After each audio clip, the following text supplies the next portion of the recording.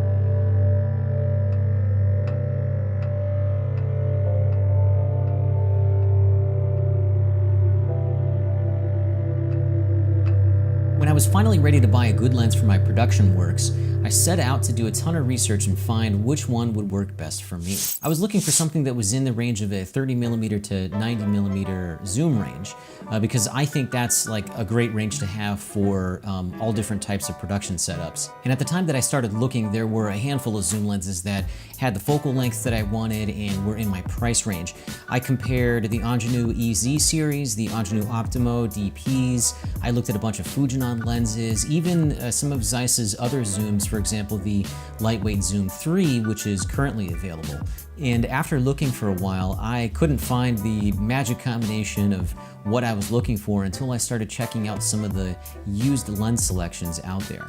Weighing in at just 4.4 pounds, the LWZ2 is a crystal clear, razor sharp lens in a modern package with all the fixins. The LWZ2 features a 337-degree focus rotation along with the industry standard pitch of 0.8 for smooth focus pulse. It utilizes 9 aperture blades for beautiful out-of-focus areas, has a front diameter of 114mm. It covers a Super 35 image area of 24 by 18mm, more on that later. It comes optional in 3 separate mounts, EF, PL, and Micro Four Thirds.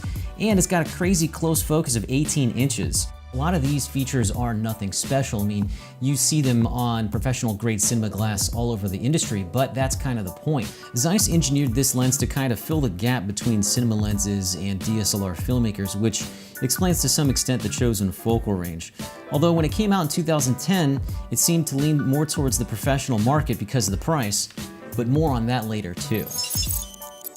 Zeiss is synonymous with image quality, and this zoom is no different. It's parfocal, meaning that the lens stays in focus throughout the zoom range, and it's also a t2.6 constant aperture, meaning that the exposure stays the same throughout the zoom range as well. Now, here's where things get a little interesting. Duclos Lenses rates the LWZ2 in their image circle database as having an image circle of 43mm. That covers full frame. I haven't tried it as of the making of this video, but in theory it's possible. And for someone like me, it leaves me with room to grow.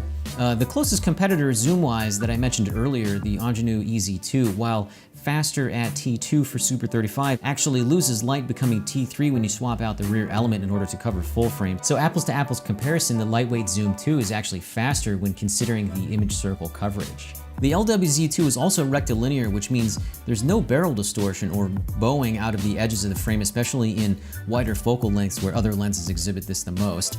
Zeiss actually writes in their brochure that it uses large diameter aspherical lens elements to keep the lens lightweight while reducing spherical aberrations and keeping the image free of distortions. It's also noted that the LWZ2 has a specialty multi-layered TXP coating that ensures a sharp, high-resolution image that perfectly matches other Zeiss Cine lenses, which is another big plus, being able to mix and match it with other top-notch equipment. It's perfectly sharp, free from aberrations, and provides the user with a clean foundation that you could, use to add all kinds of cool filters and stuff. The LWZ2 is actually really light. I mean, it's got the word lightweight in the name, and that's something I really love. At 4.4 pounds, it puts that in the same category as even some of the higher-end cinema primes. But that's not to say that it doesn't also require, the accessories of a larger rig. It does also benefit from using a first AC focus puller on set, and that's not to say that you couldn't do it as a one-man band kind of thing, and I've done that with this, but it's built like a true cine zoom, so you're gonna wanna have another person with you when doing professional shoots that require focus pulls. I'm using this lens with a Panasonic GH5.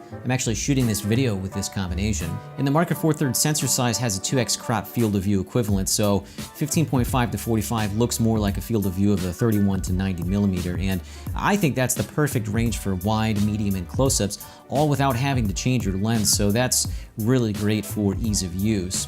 Overall, it's easy to use, but it does need a bunch of accessories like a lens support, which means rails and a follow focus, and you should be using a matte box anytime you've got a high quality lens like this, because you definitely want to protect your investment by using a clear filter anytime that you're out and about. When Zeiss first started manufacturing the lightweight Zoom 2, they were retailing for like $29,000, but over time the price has fallen dramatically to about half that.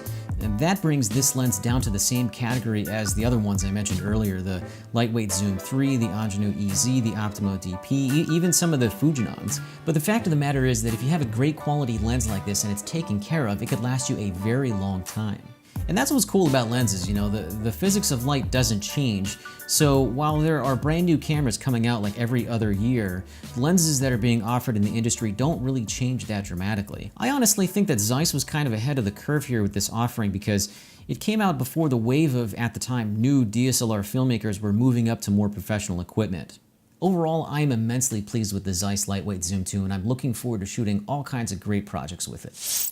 Okay, well that's it for my review of the Zeiss Lightweight Zoom 2. Be sure to subscribe for more. And by the way, if you like the focus charts that you've seen throughout the video here, definitely check out my Etsy store where you can pick up one for yourself. Thanks for watching, and until next time, light 'em if you got 'em.